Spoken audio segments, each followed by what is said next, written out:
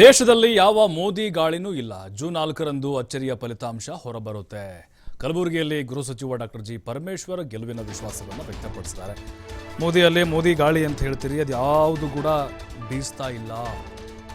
June 4ರಂದು ಕಾದು ನೋಡಿ, ಅಚ್ಚರಿ ಫಲಿತಾಂಶ ನಿಮಗೆ ಗೊತ್ತಾಗುತ್ತೆ.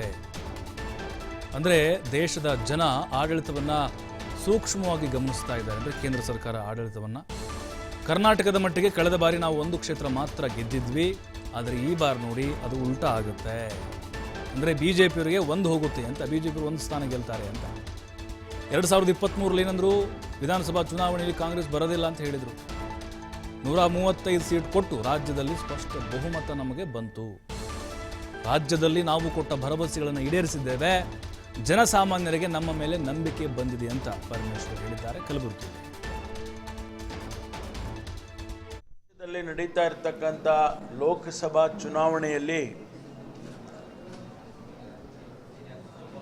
ಬದಲಾವಣೆಯ ಗಾಳಿ ಬೀಸ್ತಾ ಇದೆ. ಯಾವ ಮೋದಿ ಗಾಳಿ ಇಲ್ಲ, ಬದಲಾವಣೆಯ ಗಾಳಿ ಬೀಸ್ತಾ ಇದೆ. ಬಹುಶಃ ತಮಗೆಲ್ಲ ಜೂನ್ 4ನೇ ತಾರೀಕು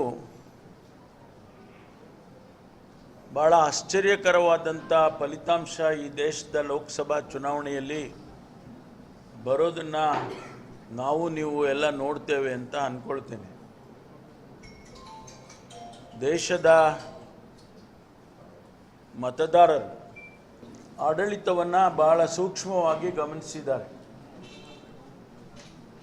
ವೈಯಕ್ತಿಕವಾಗಿ ಪ್ರತಿಯೊಬ್ಬ ಭಾರತೀಯ ಪ್ರಜೆಗೆ ಏನಾಗಿದೆ ಅನ್ನೋದು ಭಾಳ ಮುಖ್ಯವಾದಂಥ ವಿಷಯವನ್ನಾಗಿ ಗಮನಿಸ್ಕೊಂಡಿದ್ದಾರೆ ಅಂಥೇಳಿ ನನ್ನ ವಿಶ್ಲೇಷಣೆ. ತನ್ನ ಜೀವನದಲ್ಲಿ ಏನಾಗಿದೆ ಅನ್ನೋದು ಭಾಳ ಮುಖ್ಯ. ಹಾಗಾಗಿ ಪ್ರತಿಯೊಬ್ಬ ಮತದಾರನಿಗೂ ಕೂಡ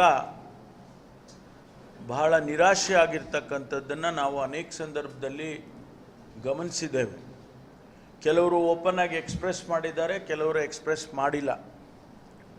ಆದರೆ ಈ ಚುನಾವಣೆಯಲ್ಲಿ ಮತ ಹಾಕುವುದರ ಮೂಲಕ ಅವರು ಎಕ್ಸ್ಪ್ರೆಸ್ ಮಾಡ್ತಾರೆ ಅಂತೇಳಿ ನಮ್ಮ ವಿಶ್ಲೇಷಣೆ.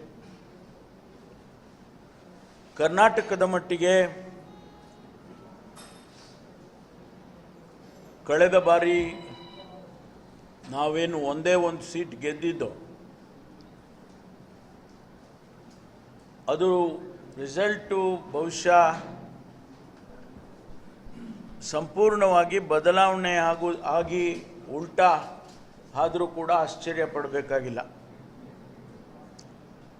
ಅಂದರೆ ಅವರು ಒಂದು ಸೀಟಿಗೆ ಬಂದು ನಾವು 27 ಸೀಟಿಗೆ ಬರುವಂಥ ಸಾಧ್ಯತೆಗಳು ಕೂಡ ಹೆಚ್ಚಿದ್ದಾವೆ